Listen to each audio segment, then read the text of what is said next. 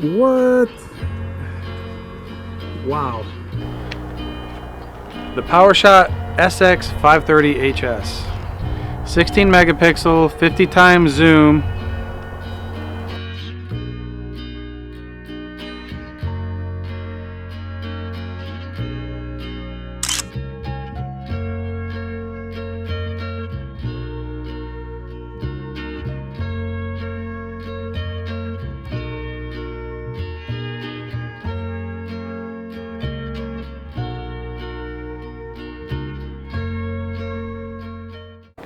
Some of the specs on it: the max resolution recording videos, 1080p at 30 frames per second. It records okay. Again, you need to be in good lighting. Once you hit some low light, like even right now, it's really cloudy. I'll show you what it looks like here. It's probably not going to be great versus in sun. It cleans up quite a bit. Okay, fully zoomed here, 50 times zoom. Shooting in auto mode.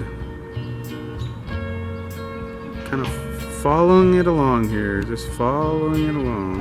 I'm kind of at the mercy of the focus because it's not a touch screen focus, which is kind of frustrating. I'm used to just touching the screen.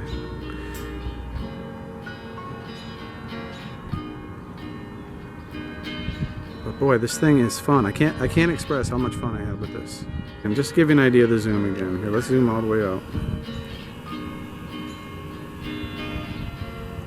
And that's what I was just looking at, the 50 times zoom.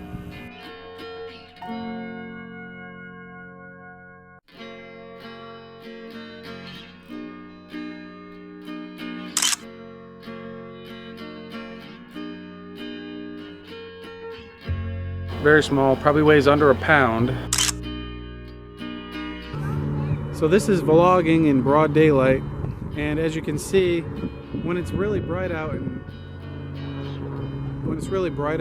the sun's shining, you get a pretty decent picture quality. However, once you get inside, it goes downhill quickly. Now, it does not have a viewfinder. It's got the flash, LCD screen in the back. It's not a touch screen, unfortunately. It's a fairly decent price point, under $300, so it's just very easy to use right out of the box. Let's go over some of the functions on here.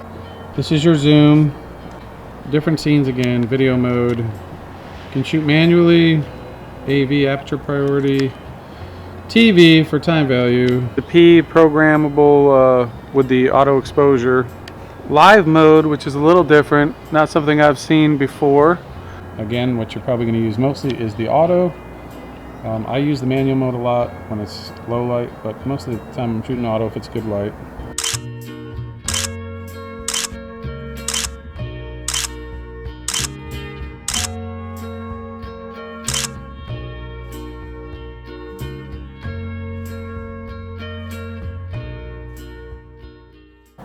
Back here, the back buttons, you've got a play, you got a macro, and a manual focus, ISO, flash, your display, menu button right here, and here is your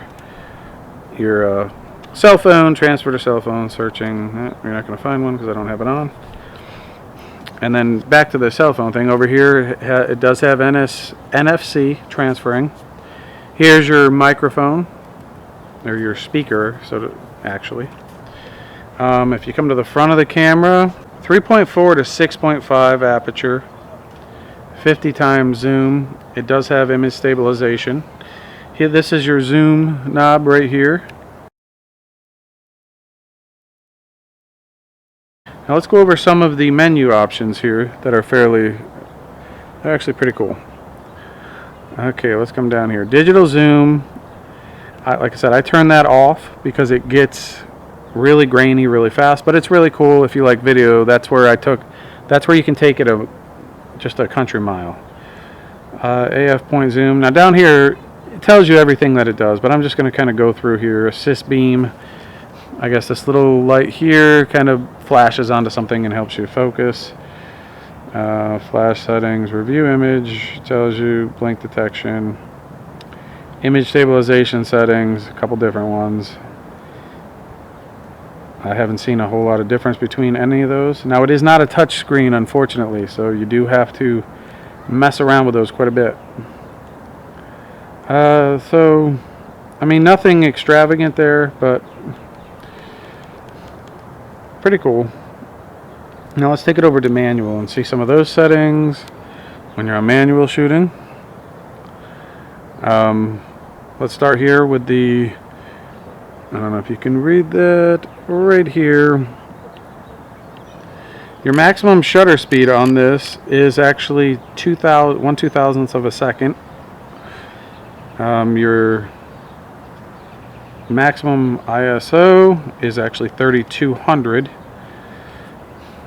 and the aperture, you know, obviously that can go way up. Let's see how the max aperture on that guy on this. So f8 8.0 seems to be the max. Let's see if it's zoomed in, if it helps. So there's your max aperture. Then over here to kind of, so here's your toggle,